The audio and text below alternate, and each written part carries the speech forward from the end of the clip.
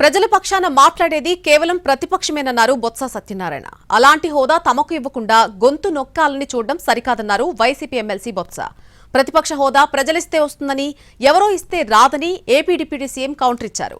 ఓట్ల సంఖ్యను ప్రకారం ప్రతిపక్ష హోదా కావాలంటే జగన్ జర్మనీ వెళ్లాలన్నారు పవన్.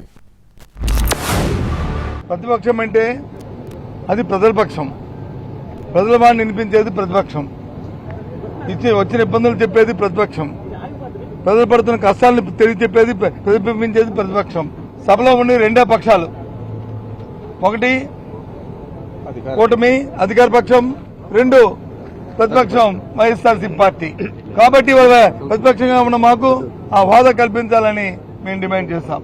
నేను మీ అంజిరెడ్డి చిన్నమైల్. ఫిబ్రవరి 27వ తేదీన జరిగే గ్రాడ్యుయేట్ ఎమ్మెల్సీ ఎన్నికల్లో నాకు మీ మొదటి ప్రాధాన్యత ఓటు వేసి భారీ మెజారిటీతో గెలిపించాలని ప్రార్థిస్తున్నాను. ప్రతిపక్ష హోదా ఇవ్వాలి అనేది చాలా బలంగా మాట్లాడుతూ వచ్చారు.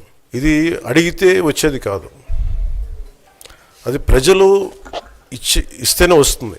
వైసీపీ నాయకులు వాళ్ళు చేస్తున్న ఏంటంటే మాకు ప్రతిపక్ష హోదా ఇస్తే తప్ప మేము అసెంబ్లీలో అడుగు పెట్టాం, లేదంటే ప్రసంగాల్లో అడ్డుకుంటాం అని. ఇది సరైన మెసేజ్ బయటికి వెళ్దాం లేదు. వాళ్ళు మంకు పట్టు పడితే they are free to go to Germany.